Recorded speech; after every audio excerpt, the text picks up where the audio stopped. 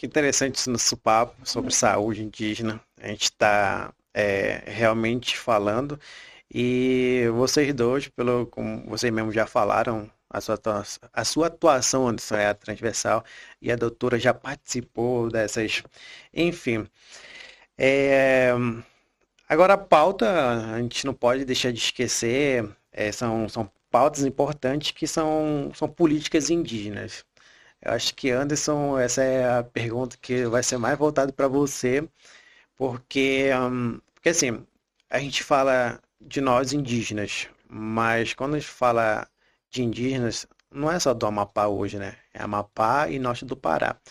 E como, como eu falei para você, antes de começar, né? Como é a sua atuação é, junto com o governo? O que representa essa sua atuação, no caso, para políticas públicas ou políticas indígenas aqui do Amapá e norte do Pará?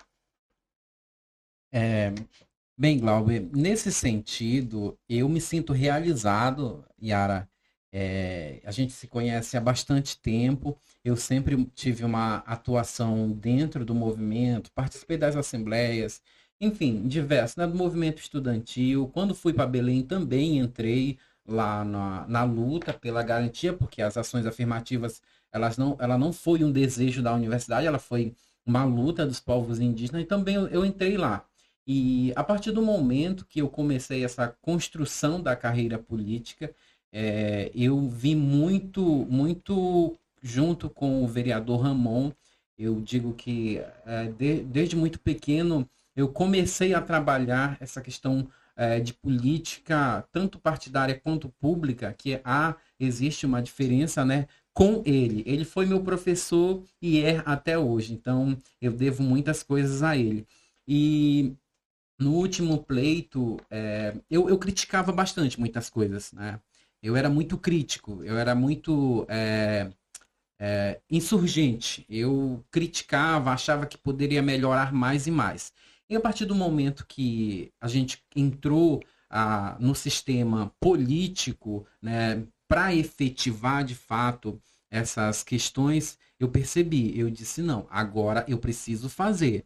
Agora eu preciso mudar o que eu queria mudar, né? Então, compôs-se uma equipe que eu tenho muito orgulho de trabalhar com todos, né?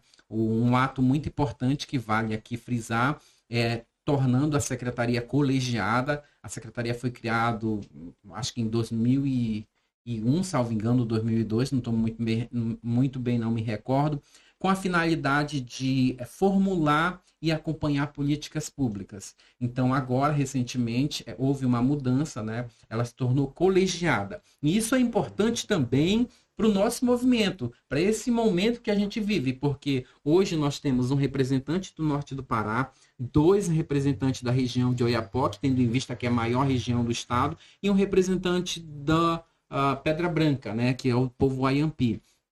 Então, a gente trabalha junto com eles, articulando o que as políticas de fato, seja na saúde como? Acompanhando o COESE, tanto no NESE dentro do hospital, quanto aqui dentro da CESA, da Secretaria de Saúde, acompanhando ali com a gerência do núcleo de educação indígena, lá na pessoa hoje, né, do Maxuara, acompanhando ele, auxiliando também diretamente.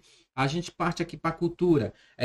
Ali, por exemplo, a reinauguração do museu, né? A gente está tendo uma atuação direta, juntamente com a secretária, titular da pasta da Secretaria Extraordinária dos Povos Indígenas, e também com a da Cultura, para que isso aconteça. É um marco para os povos indígenas, sim.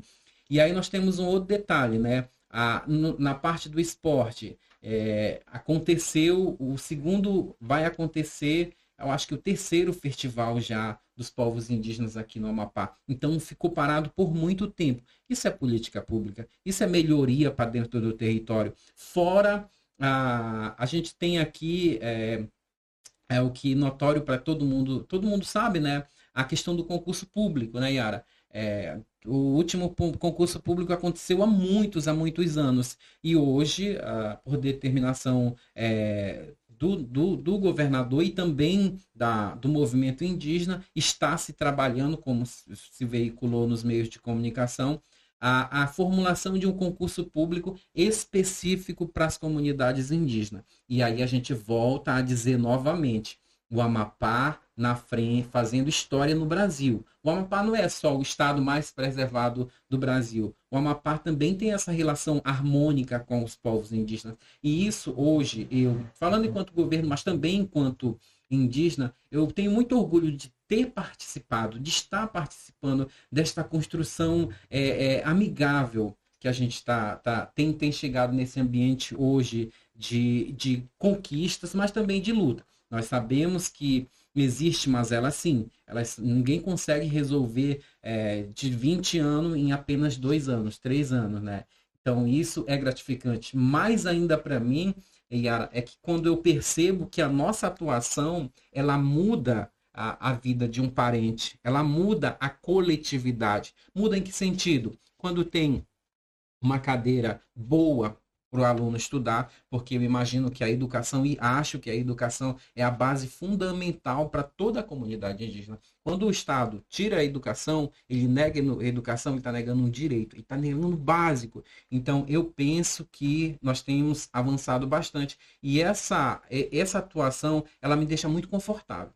Não é fácil, não é muito difícil, porque a gente está à mercê de críticas, mas tem um ditado popular que diz que parece que manga que não dá fruto, né? Não é jogado pedra, alguma coisa assim. Então, as críticas eu sempre busco o lado positivo, né? Não deixo que isso vá. É assim, não, gosto de trabalhar, dou o meu melhor, junto com uma equipe extraordinária que nós temos dentro da secretaria. Então, a gente tem avançado nesse sentido. Falando em crítica, Anderson, é, eu vi que você foi citado nas redes sociais, né, criticando a sua atuação junto à Secretaria dos Povos Indígenas. Como é que você responde isso? Na verdade, Glauber, eu procuro não responder. Eu procuro trabalhar cada vez mais e cada dia mais. Entendi. Eu sempre costumo falar, eu levanto 7 da manhã, 7 não, começa bem mais cedo, 6 horas, faço meu café e de lá eu saio para a secretaria, que hoje é o local onde eu estou cedido, né? Eu sou do gabinete do governador, mas estou cedido ali para prestar auxílio para a Secretaria Extraordinária dos Povos Indígenas. E a gente sai de lá quando tudo acaba, quando a missão está cumprida, quando nós temos de efetivar uma política, quando nós temos de realizar a visita, quando nós temos de resolver o que precisa ser resolvido. Isso eu gosto de fazer. Isso me dá prazer de trabalhar. Então, eu acho que as críticas, para mim, elas são normais, né? Muito embora pesadas, às vezes é difícil receber as Inclusive foram críticas. muito pesadas. Justo, foi muito pesado, porque quem fala não tem a noção do que a gente faz, né? Do que a gente passa dentro do nosso trabalho. Mas é um direito, claro, nós somos servidores públicos, ainda que por extensão, mas nós somos servidores públicos, nós devemos prestar contas. Então, eu acho que as críticas, para mim, elas são boas, né? Eu sempre levo o ponto positivo delas. Eu gosto muito de ver o ponto positivo. Muito embora, como eu repito a dizer, elas são duras, muito duras, porque nós sabemos o que nós fazemos todos os dias. Mas eu sempre gosto muito de postar, gosto muito de mostrar o que eu faço. Entendi. E é o que eu tenho feito. Entendi. Você pode nos responder, né? O que tem funcionado ou o que pode ser melhorado nessa articulação dos povos indígenas, quanto do Oiapoque, quanto o Parque, quanto os povos indígenas da terra Wayampi. O que tem funcionado? Olha, quando nós chegamos na secretaria, nós procuramos primeiramente buscar conhecer a realidade, Yara, porque até então, Glauber, eu vivia a realidade de Oiapoque. E é interessante, o meu mundo era ali. Então nós chegamos na secretaria, na verdade eu vim primeiro pro meu primeiro trabalho, que foi lá na Casa Civil, e aí depois eu fui para a secretaria. Então a gente buscou entender como é que funciona cada lugar, a diferença de cada povo, como é que eles se organizam politicamente, quais são o papel de cada instituição que atua com aqueles povos. A gente buscou, a partir daí, nós buscamos trabalhar de uma forma integrada, a organizar e juntar todos. E isso eu vivo isso no dia a dia, e a gente acaba aqui atuando muito, muito, como é que eu posso falar? Para todos. Porque se vem uma demanda do Oiapoque, ela não é mais importante do que a demanda do Ayampi. Muito menos a demanda do Parque do Tumucumaque. Por quê? Porque nós somos povos indígenas, a gente precisa tratar todo mundo de acordo com as suas necessidades. E essa visão que a gente está tendo hoje, buscando organizar a todos, tanto é que, por exemplo, nós chegamos no governo e aí a formação de professores estava parada, salvo engano, há 10 ou há 14 anos. E hoje você participou que efetivou-se essa política, Yara. Então, é gratificante para mim. Se um dia, enfim, claro que tudo vai mudar, mas eu vou ficar com isso guardado no coração, porque eu contribuí, eu colaborei para isso. Então, se fosse uma outra, talvez uma outra forma, uma outra visão, não, vamos deixar isso aqui de lado e ninguém vai fazer. Não, a gente buscou de fato e aconteceu. Aconteceu tanto no Parque do Tumucumaque, do lado leste, lado oeste, quanto na região do Ayampi. Hoje, um tema bem atual. Lá no Oiapoque está tendo a crise fitossanitária, a vassoura de bruxa. Nós participamos ativamente sobre esse assunto. Atingiu o Oiapoque e agora chegou em Pedra Branca, especificamente dentro do território Ayampi, e há indícios de que também esteja na região do norte do Pará. Então, já foi uma equipe para o parque pro Ayampi fazer colher esse material para as políticas de fato chegar lá. Então, nós estamos dando essa atenção verdadeira e eficiente para dentro dos territórios, independente de região. É importante citar isso, tanto é que o concurso ele pode ser realizado, que, segundo o que tem se veiculado, que vai ser para todas as regiões. Eu acho que isso é conquista. Que bacana. E Yara, como médica, como é que você avalia essa atuação da Secretaria dos Povos Indígenas? Como alguém de fora, como alguém também que já participou, esteve dentro, né? Eu acho que não da secretaria, mas como médica dentro de um órgão institucional. Tá. Cláudia, eu vou falar não como médica, mas como alguém que está fora, né? Eu estou falando, eu não faço parte da base do governo, eu acompanho, né, os feitos da CEPI, acompanho o Anderson, acompanho a Sônia, que é minha prima, né? Então eu venho acompanhado esse trabalho tudinho, vejo o que eles vêm desenvolvendo, os projetos, vejo, digamos assim, o que precisa ser melhorado. Então, se eu dizer para ti, Glaube, a CEPI ela não faz um bom trabalho. Eu estaria mentindo, realmente, porque eles fizeram um bom trabalho, eles estão fazendo um bom trabalho. Foi, como o Anderson falou, tiveram várias conquistas. O concurso é uma das principais. Eu sei que durante essa crise que teve sobre a mandioca, né? O povo ficou desassistido, perdeu o seu principal meio de sustento, e aí teve todo um apoio do governo, uma forma de tentar restabelecer a economia. Então eu vi que teve realmente esse bom trabalho. Só que eu não posso te dizer muito mais, porque, como eu falei, eu não acompanho muito, né? Eu vejo mais por fora, eu estou acompanhando de longe, mas não dentro, não sei muito o que está sendo. Se tu me perguntar, Yara, me dá 5 coisas que a CEPI fez, eu não sei te falar, porque eu não estou acompanhando. Entendi. Entendeu? E é importante esse feedback, Yara, porque assim, a gente precisa falar mais, talvez, do que nós fizemos. E esse ambiente também, como a gente participa diretamente, né? Esse ambiente também, ele serve como sugestão. Inclusive, se os nossos ouvintes quiserem dar sugestão, certamente a gente vai compreender, porque, assim, é construção. É um diálogo. Isso eu posso falar muito, muito abertamente, porque é diálogo. Então, criticar também é ajudar a construir. É uma crítica construtiva, claro, com base, não, não como foi veiculado lá Sim, nas páginas que você me perguntou anteriormente. Mas também serve, viu? Agora, Glauber, assim, mesmo de fora, acompanhando, eu participo de uma das reuniões, então, algumas coisas que deu para perceber, digamos, se eu pudesse dar um conselho para a CEPI, o pessoal no que poderia melhorar, eu acredito que uma das coisas que precisa ser reajustada lá dentro da CEPI é a interligação dos secretários. É que eles falem uma língua só, né? É que efetivamente o secretário responsável, o adjunto de lá do Galibe Maruorno, ele tenha mais autonomia com o povo Galibe Maruorno.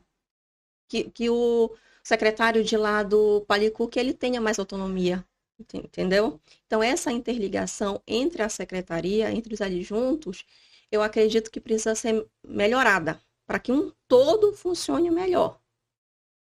entendi. É uma relação assim, digamos, é, como você falou, uma linguagem única que pudesse ser dialogado com o titular, a mesma linguagem que pudesse atender. Não sei se me faço entender, mas pelo que entendi, a falta é, de linguagem faz com que existe uma distanciação, é isso que você está falando? Ou Existe, acho que, algumas divergências, pelo que eu divergência? percebi nas reuniões. E que se essas divergências, elas têm que ser resolvidas dentro da CEPI. Né? Ela tem que ser Entendi. resolvida lá para que esse tipo de coisa não saia, né, para uma reunião, para que não transpareça uma divisão, entendeu? Então, essas coisas precisam ser melhor reajustada entre Entendi. eles. Certo. E aí a gente fala desse espaço como espaço assim para a gente poder dialogar com todo mundo, exatamente para tentar ajustar, né? Melhorar exatamente. E, e esse mês de abril que a gente fala, o mês da resistência, o mês realmente de luta, o que que vocês falam sobre esse mês de abril indígena? É uma mistura de dois? É só uma coisa? Porque a gente já está caminhando para outra situação mesmo, para a gente poder ocupar é, esses espaços.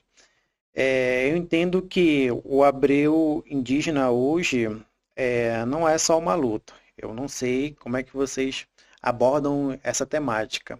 Além de estereótipos, mas queria que vocês abordassem esse tema, o abril indígena, como o quê? O que que representa? Tá? Hoje, eu vejo que cada território, ele leva o abril indígena de uma forma diferente.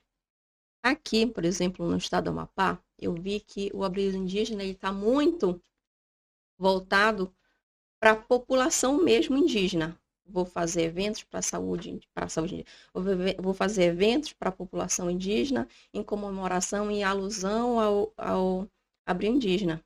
Né? Eu vou usar o Pará de novo.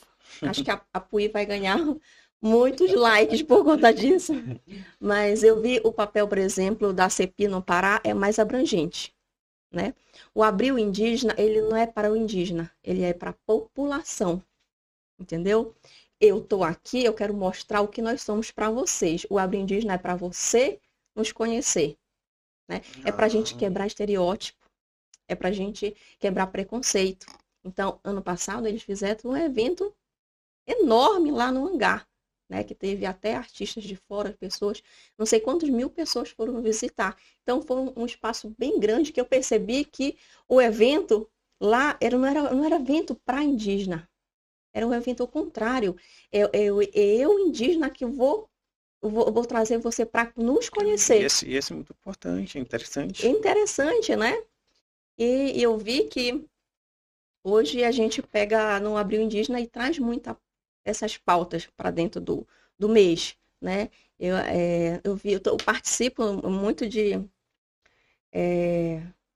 essa parte das redes sociais, de ver e analiso muito como cada pessoa pega um perfil diferente de afro-indígena diferente. Eu gosto de fazer essa análise nas redes sociais, porque hoje em dia tudo é rede social, né? E às vezes a gente trabalha de uma forma que cada um trabalha de uma forma diferente.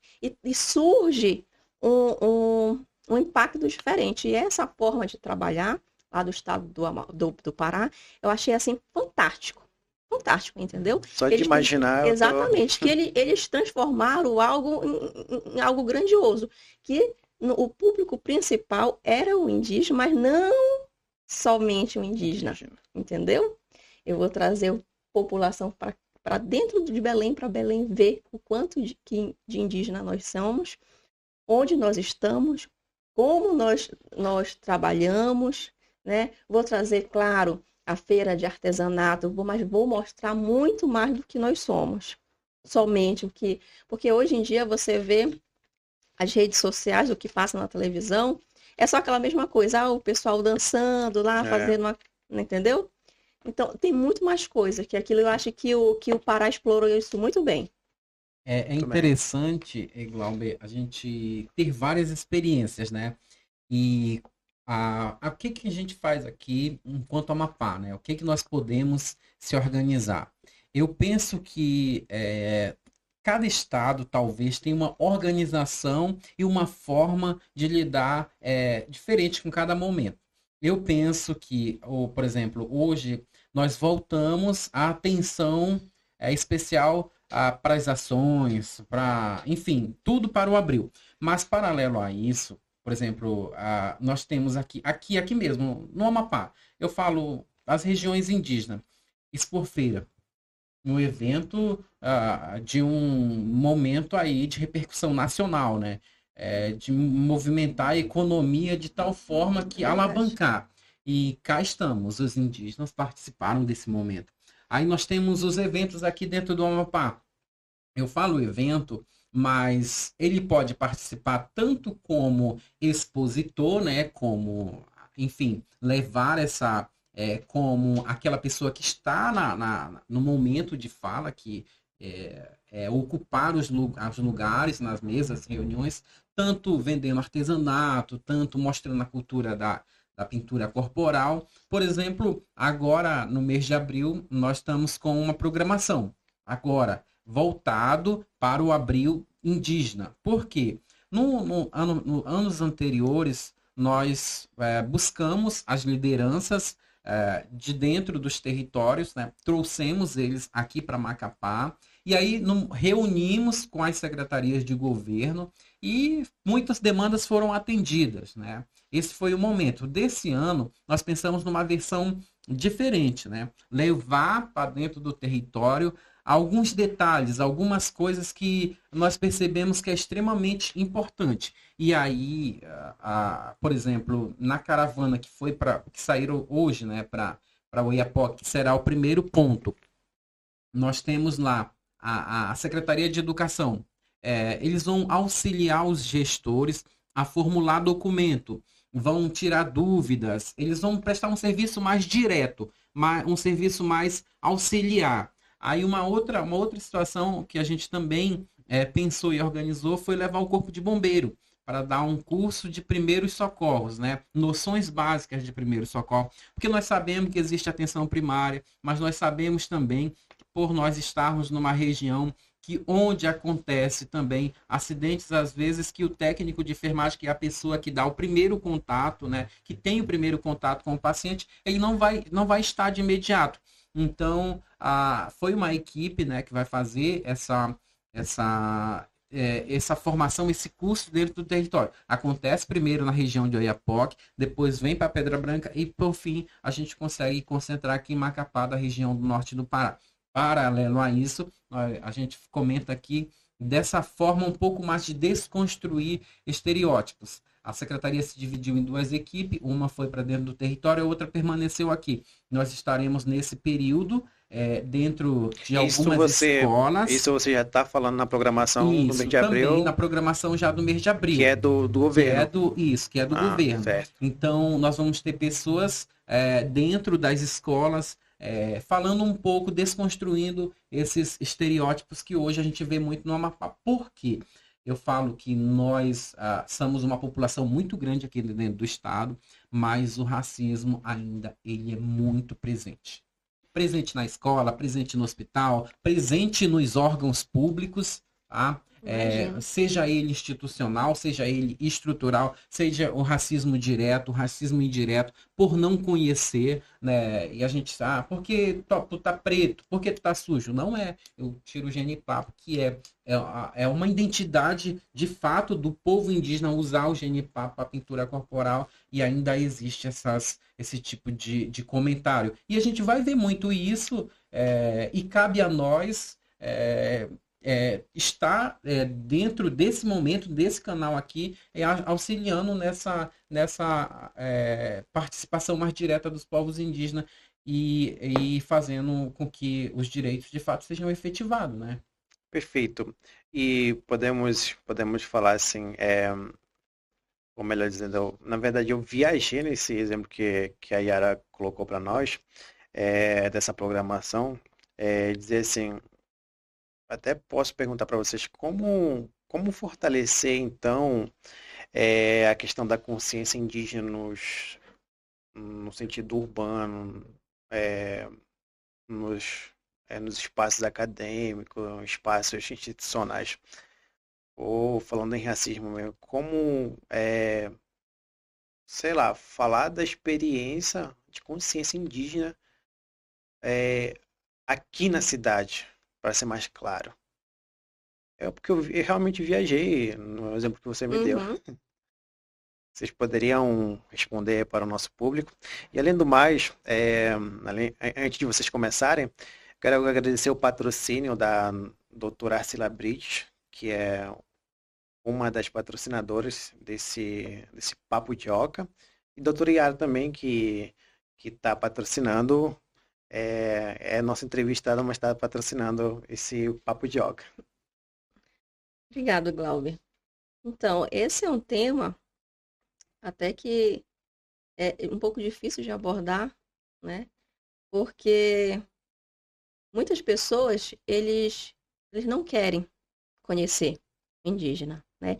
É muito fácil quando tu consegue, quando a pessoa aceita conhecer, né? Conhecer a realidade, conhecer o costume. Mas tem muitas pessoas que conhecem, mas não querem. Não fazem questão de conhecer. Tem um preconceito mesmo. É um preconceito por conta da cultura, da forma de falar, da forma de vestir, né?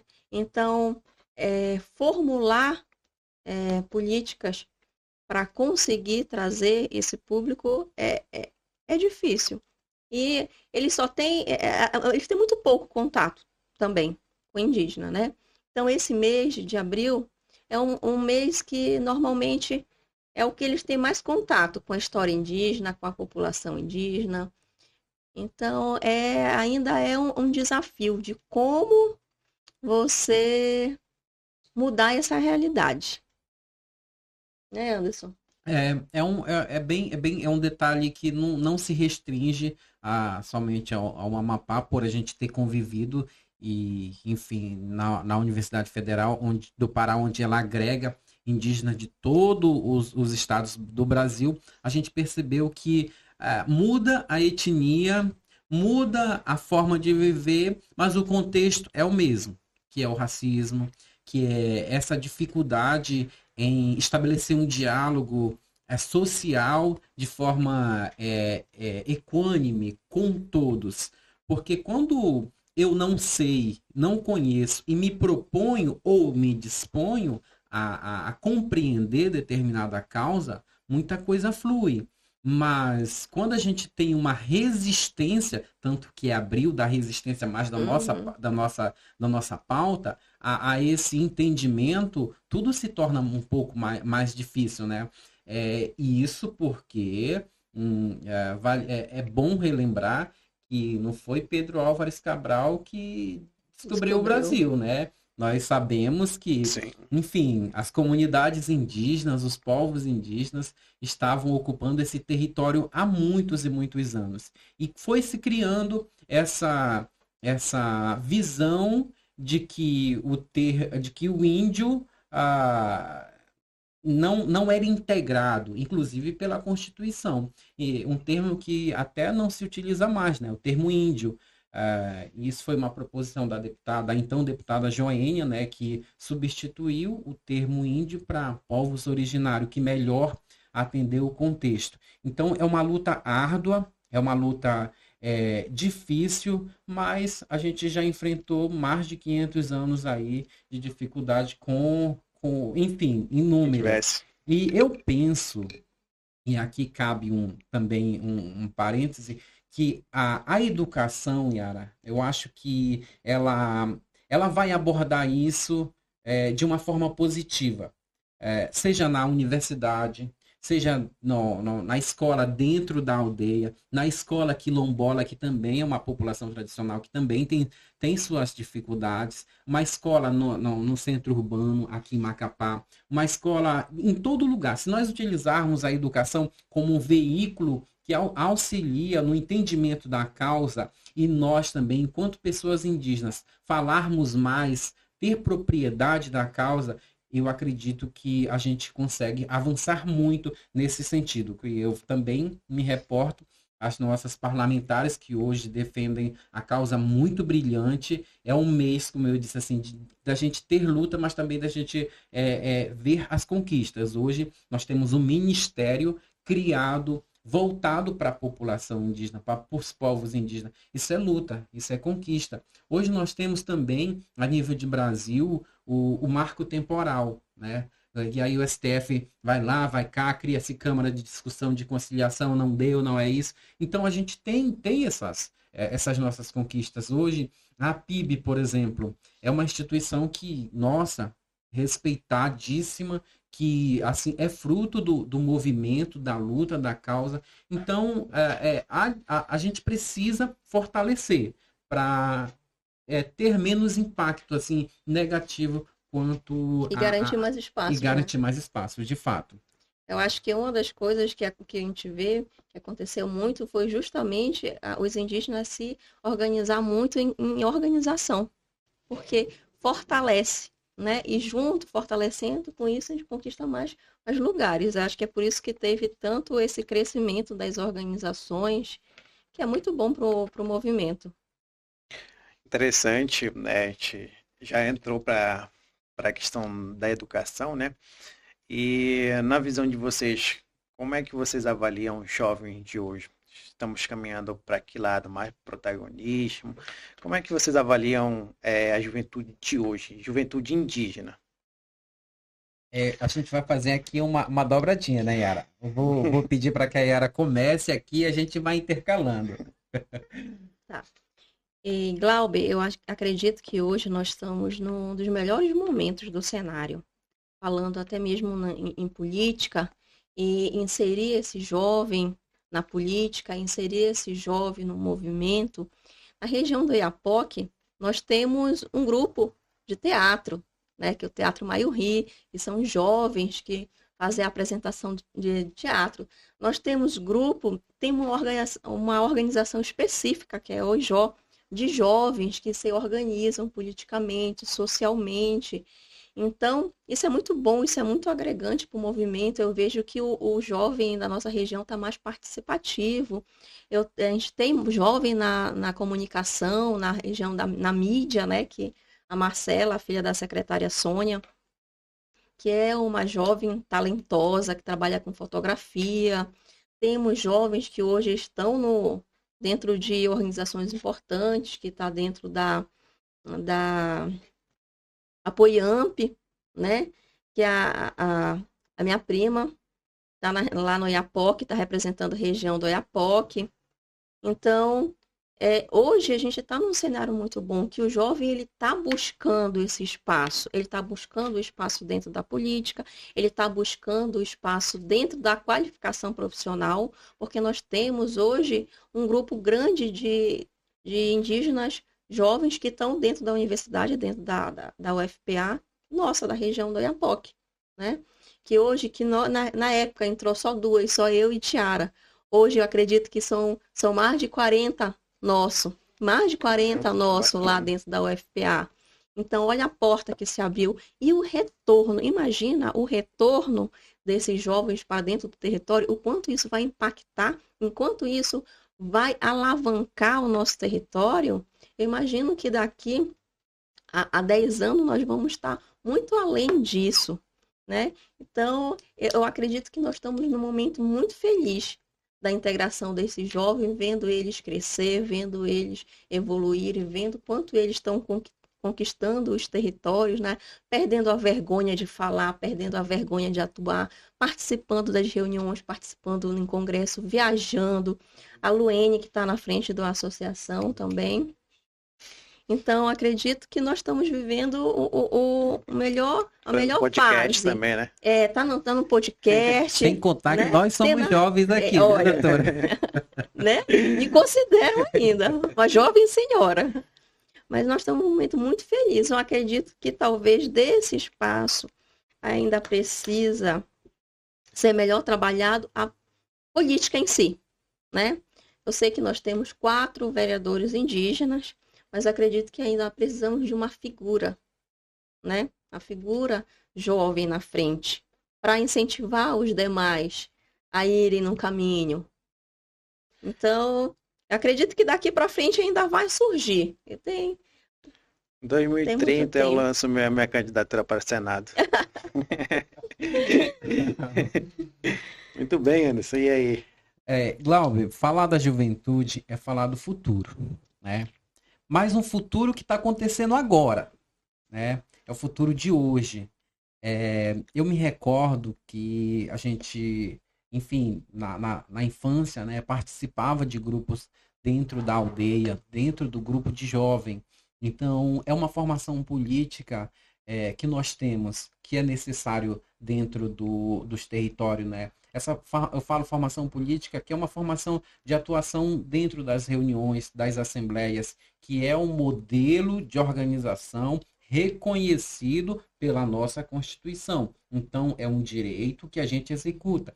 Então, levar o jovem hoje para dentro de uma reunião, para dentro de uma discussão, levar o jovem hoje, ou ele mesmo vai, por exemplo, neste mês agora nós temos o acampamento Terra Livre, né, Yara? É um momento onde todos se organizam, se juntam para lutar para as pautas incomuns dos povos indígenas. Eles estando dentro desse ambiente, ele vai afetar diretamente na construção da vivência desse jovem quando ele ingressar numa universidade, quando ele estiver no espaço de fala, que muitos já estão, mas eu sinto que falta mais essa participação ativa dentro da nossa juventude, muito embora já tenha, né?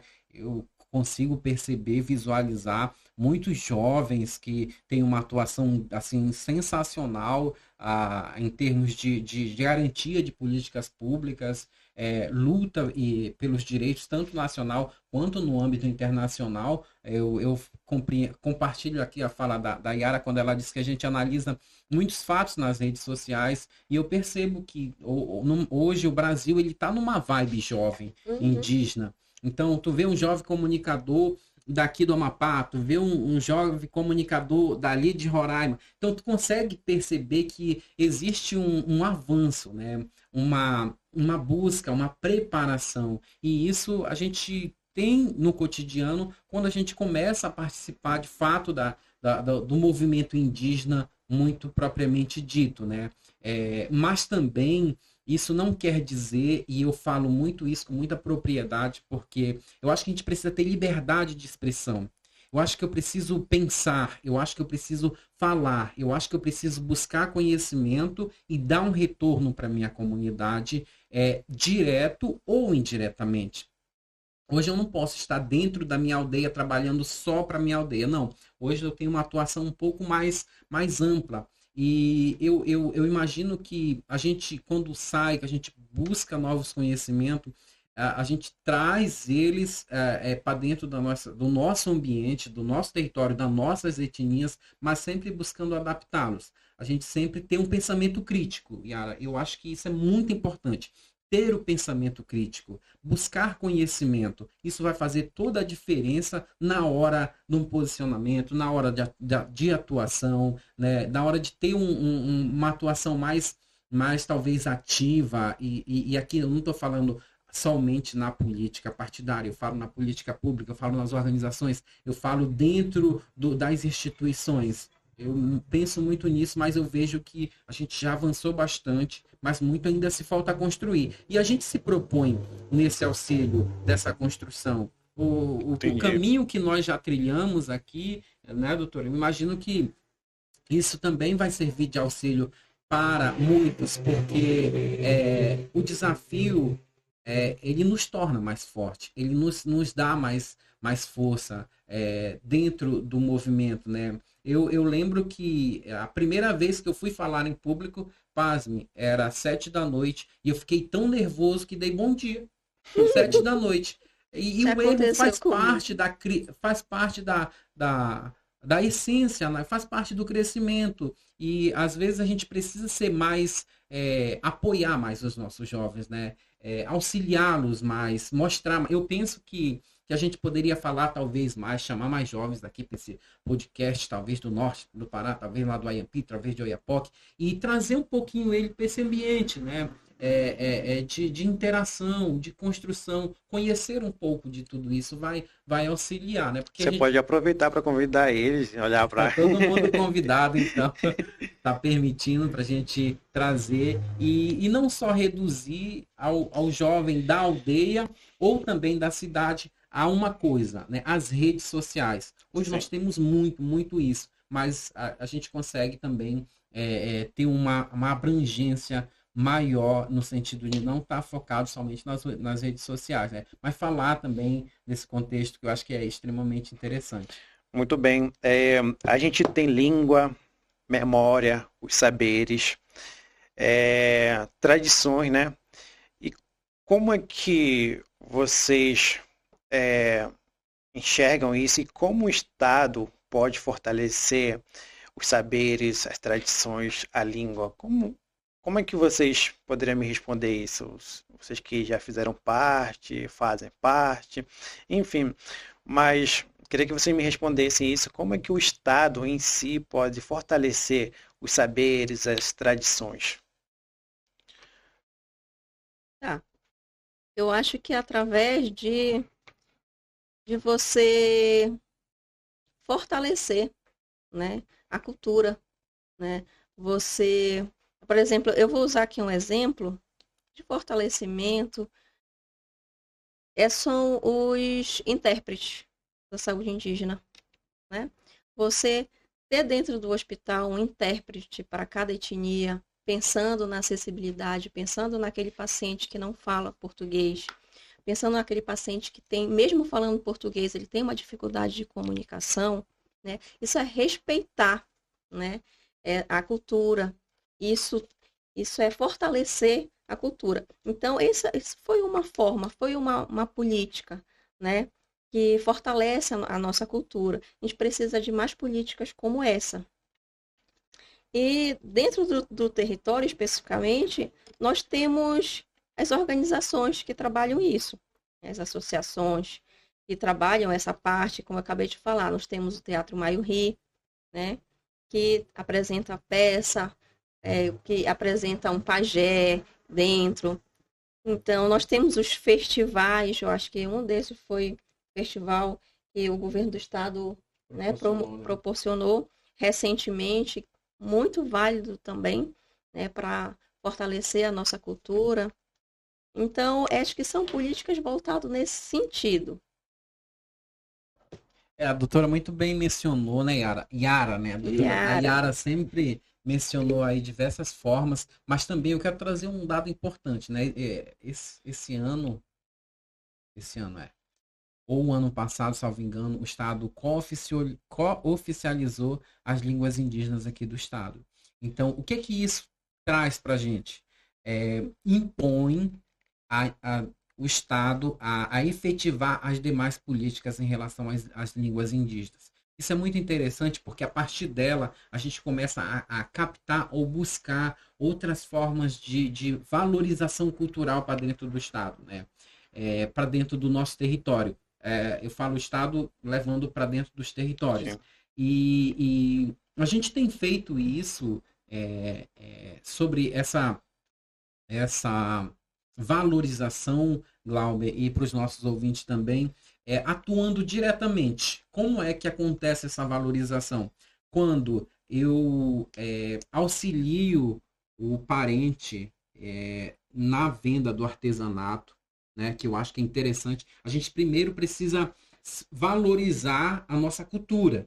Como é que isso tem feito hoje? Eu preciso saber que hoje quando eu vou fazer uma pintura corporal, ele tem um significado, e isso me remeteu agora a um outro assunto, por exemplo, o Yermolai, que é um artista, assim, talvez o mais atuante da nossa região hoje, que está tendo uma visibilidade, né, Yara? Ele tem um talento, ele tem um saber lidar com a arte, e isso o Estado tem valorizado, né? Tanto é que a logo do governo hoje quem produziu, para quem não sabe, os nossos ouvintes também, foi o Yermolai, né? O Yermolai, que é da mesma aldeia que a nossa, ele também produziu, ele confeccionou a logo todo do governo. Hoje todas as coisas estão, tanto é que se tu passar ali na BR, tu vai ver a escola toda pintada ali com marcas indígenas. Então isso é valorização cultural. Quando a gente internaliza isso, a gente acaba que reverberando outros resultados positivos. As feiras indígenas. As feiras indígenas, né? A gente mostrando para o município, em especial de Oiapoque, que a gente tem uma economia e que é movimentado, que o tucupi é muito bom, que a farinha que hoje afetou mais, ainda está se trabalhando, é bom, que a tapioca de tomar o café não é aquela tapioca que tu compra no supermercado, que é isopor, a gente fala que é original, né? Então, isso é muito bom, né? Eu vejo tudo isso como valorização cultural, as tradições, quando a gente fortalece as semanas culturais dentro das aldeias, que acontece um toré muito bom, que eu já participei de vários lá no Manga, nossa, a gente se sente até arrepiado como aquilo ainda está muito presente. Então isso é fortalecimento dentro do território. Ainda falta, a gente precisa, contando com você, com a doutora, com todo mundo que participa das nossas redes sociais, dando sua opinião, dando sua sugestão, a gente vai buscando cada vez mais aprimorar, porque o Amapá é uma terra indígena, né? Então a gente precisa só manter e melhorar e efetivar, na verdade, o que já existe, que é um direito garantido constitucionalmente. E Glauber, rapidinho, essa semana eu fiquei muito feliz de saber que não só o governo de estado agora que vem trabalhando, né, nessa questão indígena, mas também agora a prefeitura de Macapá vai estar trabalhando mais nessa questão indígena, né, que até hoje não se foi trabalhado pela prefeitura, então já tem todo um projeto grande pela prefeitura para estar trabalhando essa questão indígena, que a gente, enquanto indígena, só vai ganhar, né? A gente, pensa só, o governo, a prefeitura, o município do Oiapoque, a prefeitura do Oiapoque, a prefeitura de lá, da região de Pedra Branca, todas as prefeituras trabalhando em conjunto para políticas que vão fortalecer a população indígena, só quem tem a ganhar somos nós, né? Então, essa semana eu fiquei muito feliz de saber também que nós vamos ter esse espaço dentro da prefeitura de Macapá. Aqui, de Macapá? Isso. Vale também destacar que em Oiapoque existe também, salvo engano, quem é autor do projeto é o vereador Fernando Anicá, que é um indígena também lá da região. Ele propôs um projeto na Câmara para criar um dia da consciência indígena. Veja só, né? É uma coisa fantástica. Isso é valorização cultural. Isso é retorno de um parlamentar que é incumbido de levar a voz da população para dentro do legislativo municipal, né? E aí ele tá, eu achei tão interessante que é uma iniciativa que eu até falei lá em Laranjal do Jari. na ocasião para o gestor do quanto a gente pode avançar mais. E isso verdade. é importante. Isso é valorização, isso dos saberes, das tradições e também da língua, né? É verdade. Lá na nossa aldeia tem uma coisa aqui bem peculiar. Yara, para quem está nos acompanhando, e eu moramos na mesma aldeia. Do lado, mais na frente, 5 minutos, acho que 2 minutos de voadeira, tem uma aldeia lá. Espírito Santo. Glaube, a nossa língua, a gente fala muito português, né, Yara? Muito. Tu chega lá, é só a língua materna, a língua de fato. E é envolvente aquilo que quando tu chega lá, mesmo tu não sabendo falar, aquilo vai te levando para dentro da forma de falar. É muito interessante isso, Você né, fala Yara? em português, eles te respondem a linguagem. Tu fala em português, eles te respondem a língua. Tu é levado a Qual é falar. que é a linguagem mesmo de vocês? É a língua materna? Na região do Caripuna? Sim, sim. Dos Caripuna ou dos outros? Não, Caripuna. Caripuna. Lá a gente chama de patuá. Patuá. É uma língua que teve interferência, né, do francês junto. Não Entendi. é a língua originária, que se perdeu já. Mas foi uma língua que sofreu influência, que é falado, né, pela maioria das comunidades de lá. E aí eu me recordo que em uma das reuniões que a gente passou, salvo engano, houve uma atualização, uma mudança, eu não sei muito bem o termo, mas que seria o queola, alguma coisa assim. O queolo, já ia falar. O patuá que a gente fala e chama de queolo. Entendi. Que é um crioulo. Um crioulo. Né? É nesse sentido Bacana, mesmo. bacana. Gente, a gente está caminhando para o bloco final, né? A gente já falou um pouco de tudo. E isso vocês sabem muito bem que é apenas o primeiro episódio do Papo de Oca. Tem de vir vários episódios para poder realmente trazer talvez mais especialistas, né, no assunto da saúde, da educação, enfim. Esse daqui é só um exemplo de como é que vai ser. É bem tranquilo, não sei se vocês estão se sentindo bem, mas eu espero que sim. E como a gente está caminhando para realmente para as horas finais, né? E já agradeço aqui as pessoas que estão nos assistindo, a comunidade indígena que nos assistiu. Principalmente trazer lideranças também, inclusive, quero que vocês me indiquem as próximas lideranças que possam participar desse podcast e conversar com eles a visão sobre o mundo atual que a gente vive também, né? Vocês estão compartilhando comigo as visões da região de vocês, da experiência que isso me engrandece também. É uma forma de olhar para vocês da região de Oiapoque, com que eu nunca fui para Oiapoque, mas eu quero poder conhecer e de como é que vocês se organizam. Então eu só posso dizer para vocês que eu tenho muito a ganhar com a experiência de vocês, com a atuação de vocês e o que vocês me repassaram. E antes de mais nada, eu queria que vocês, uma pequena provocação, posso dizer assim, que pergunta vocês gostariam de responder que quase nunca fazem ou quase ninguém faz a vocês? Eu vou tocar num assunto polêmico. Aí eu gosto. Se eu sou a favor da Petrobras. Eita, aí é bom. Né? É um assunto polêmico. Assim, em primeiro, se fosse Yara, se fosse para colocar um poço dentro da reserva indígena de exploração de petróleo, eu já lhe falaram que não tem como negociar isso dentro da reserva. Né? Sou contra o marco temporal, né? Sou contra a exploração de petróleo que vá, de alguma forma, prejudicar a população indígena.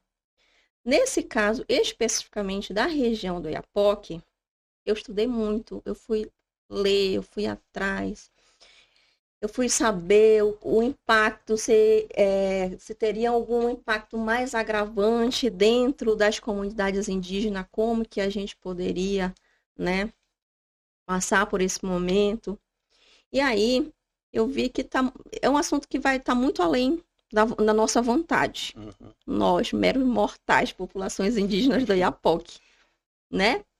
Então, é fato. A Petrobras ela vai se instalar dentro da região, né? Eu sei que isso também vai muito por conta de tudo que a Petrobras vai trazer para o Estado em si.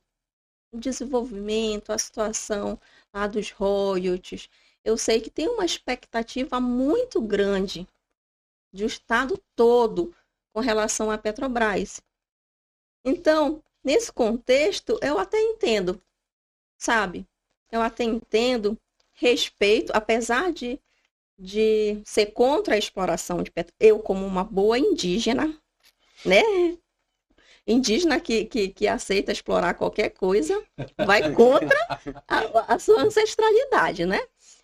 Mas nessa questão é uma questão que vai muito além da gente. E além do mais, não está dentro do nosso território, então é uma briga que eu até prefiro não me envolver, né? Sei que vai ser instaurado, sei que isso vai trazer um impacto grande para dentro do Estado. Tem indígenas que são contra, tem indígenas que são a favor. Então tem toda uma questão, né? Então, até digamos que aceito pelo fato de estar longe. Não sou a favor, mas entendo, não aceito. Entendo, mas não aceito. Entendeu? Uma pergunta muito. É um assunto muito delicado, né? A gente aqui tá descontraído, né, Duda? Achei até desafiador ela trazer um tema que hoje o mundo está com os olhos voltados para o Amapá, especificamente o Oiapoque, né?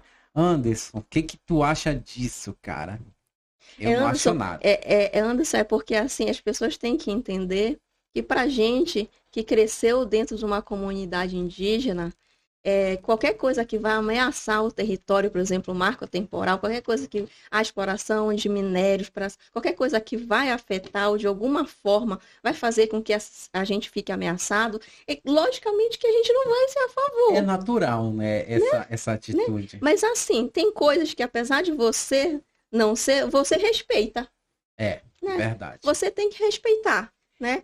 Então, a Petrobras é uma das coisas, né? Que a Não, gente isso sabe. eu concordo, né? A gente fazendo uma análise aqui muito superficial, tá? Que seja Sim. bem sucinto isso. As forças hoje, elas convergem para que essa autorização vá acontecer. Anderson, tu quer? Não, como a doutora falou. Mas tudo isso, Glauber, e também para os nossos ouvintes, é um momento que a gente tem um posicionamento claro. Eu falo, o Estado, tá? O Estado ente, tem um posicionamento e tem deixado claro isso. Inclusive, o chefe do Estado brasileiro também.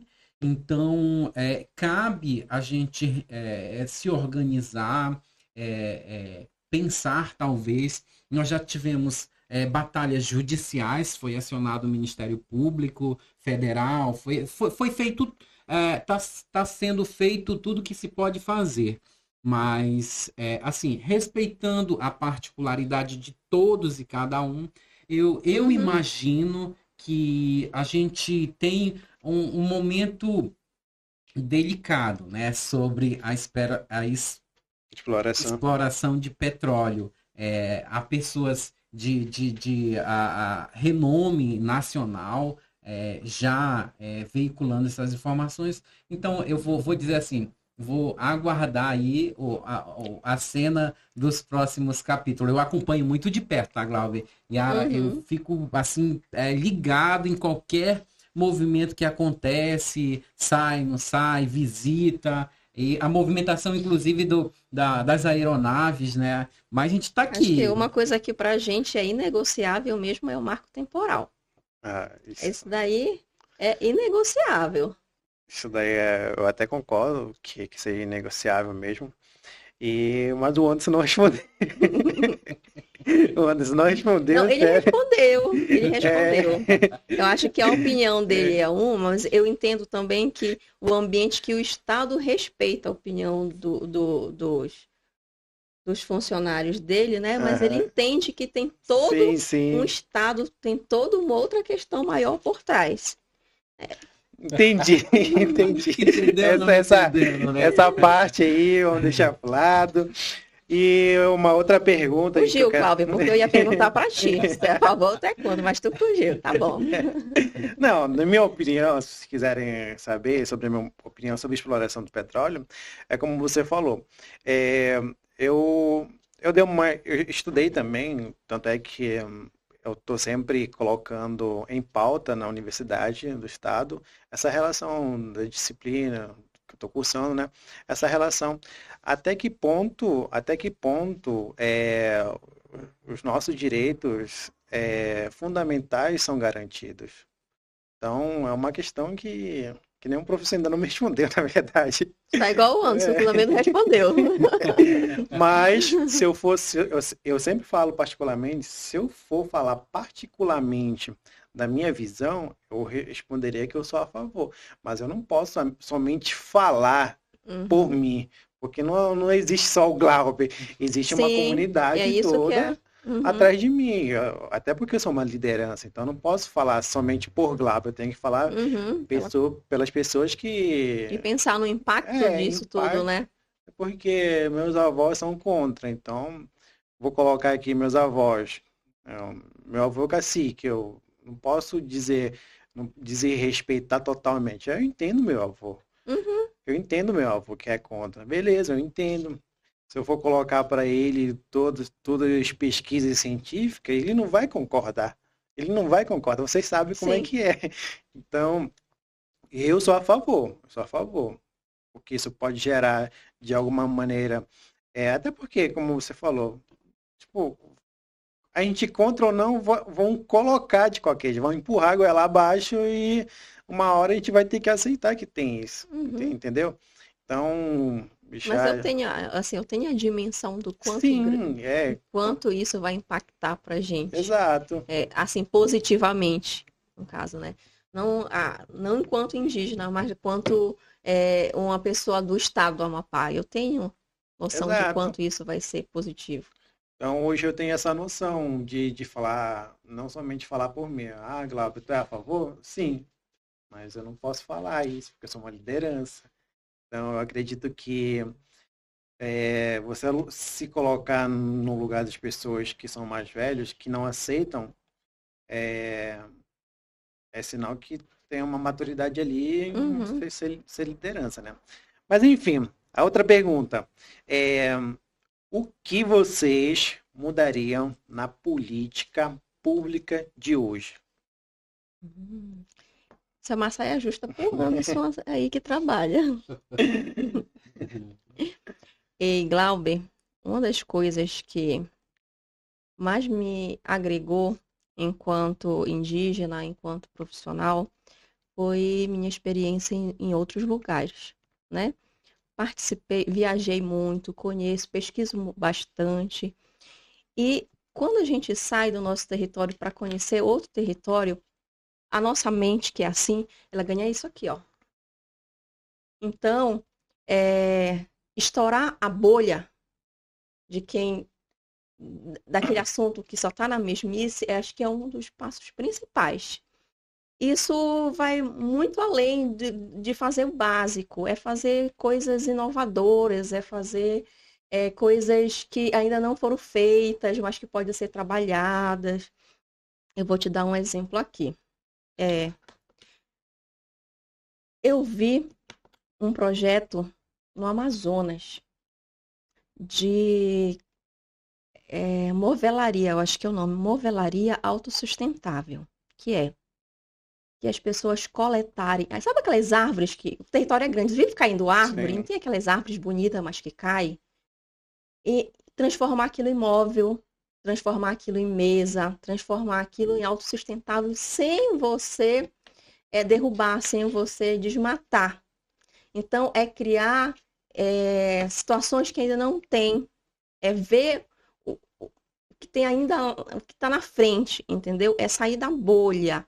Eu acho que falta aqui no nosso estado é mais ousadia nessa parte. Eu não Entendi. vejo assim nenhum dos nossas lideranças, nenhum das pessoas que estão na gestão, alguém que fala assim, nossa, aquele dali é fora da bolha. Sabe que aquele dali vai inventar coisa que não tem.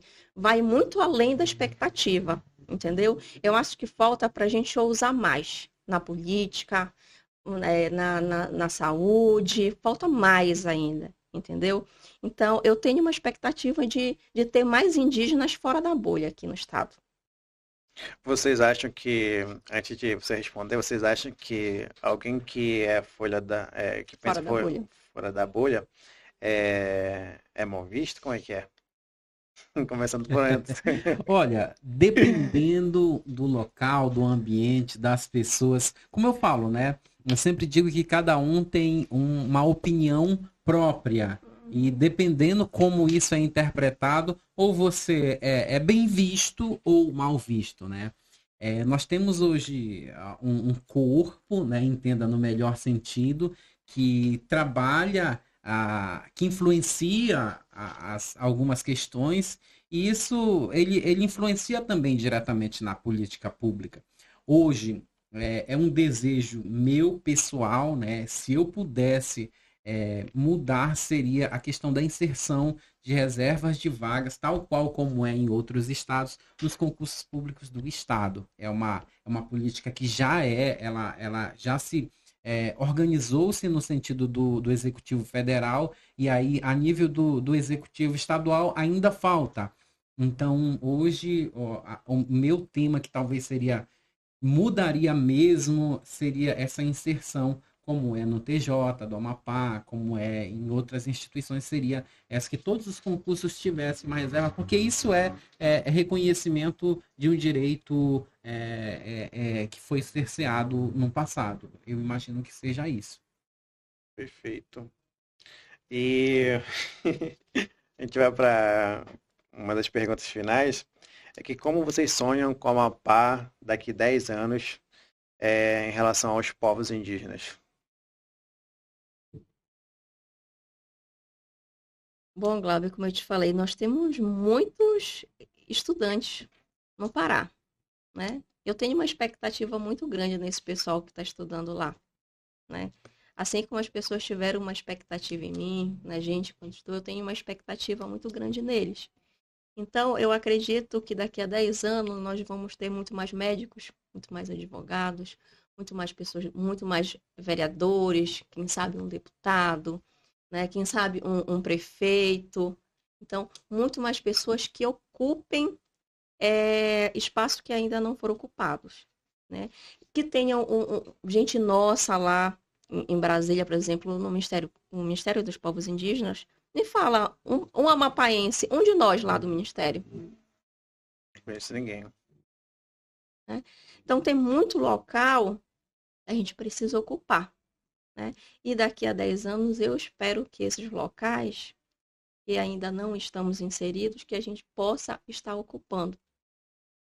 Perfeito.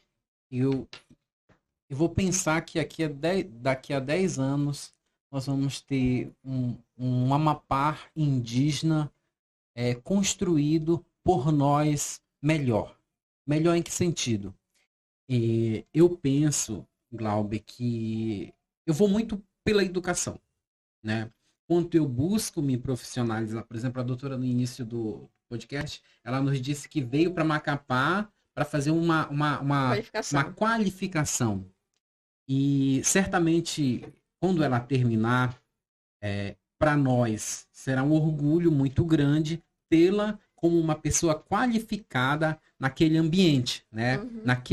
Naquele ser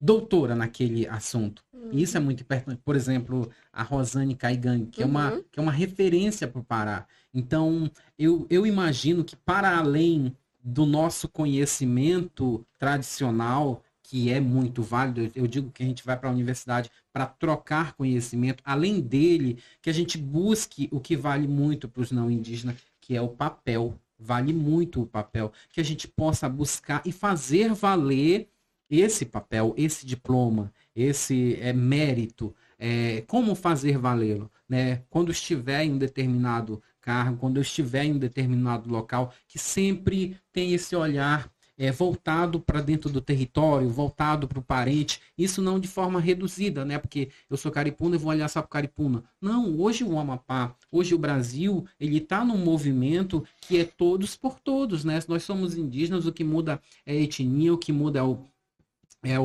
a língua, mas a causa não muda. Né? Então, é uma causa coletiva. Que a gente possa nos organizar coletivamente, eu penso também, as regiões aqui, que a gente possa estar mais unido, não que a gente não esteja, mas como a pergunta ela foi muito para a gente pensar, é isso que eu penso, né? Que a gente possa se abraçar um pouco mais.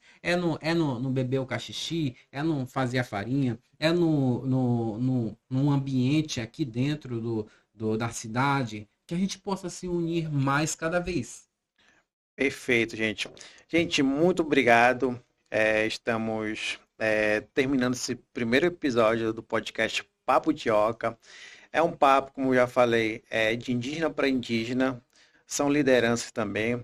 E agradeço muito a participação de vocês por terem aceitado o meu convite e estar nesse bate-papo. É mês de abril, mês indígena, podemos falar assim. Eu queria que vocês deixassem uma mensagem para indígenas e para não indígenas. Anderson. Bem, queria primeiramente agradecer esse momento que para mim foi muito enriquecedor, né? Trocar essa experiência. Eu volto a repetir, a frisar, é um momento que a gente pode se utilizar também dos meios de comunicação para falar dos nossos anseios, das nossas dificuldades, mas também das nossas conquistas. Em relação a essa nossa organização, né? O que nós temos a dizer sobre esse momento que a gente vive? Me deu um branco. Vamos cortar, tá? Fala Eu posso falar enquanto tu pensa. Pode falar. Eu quero deixar um recado especificamente para as mulheres indígenas, né? Eu queria que se espelhassem em tantas outras mulheres que furaram a bolha, que saíram da bolha. Nós temos mulheres incríveis, empoderadas, que estão ocupando espaços, mas que correram atrás, que hoje estão em espaços que nós nunca imaginamos que íamos chegar. Nós temos no estado do Pará a própria secretária Sônia, uma mulher fantástica, lutadora, batalhadora, cacica, né? Cacique de uma comunidade. Nós temos deputadas, né? Nós temos uma ministra, né? Então, inserir as mulheres que culturalmente são mais reservadas, têm um outro papel muito para ficar em casa, para cuidar de casa, inserir essas mulheres em outros ambientes importantes, como a saúde, né?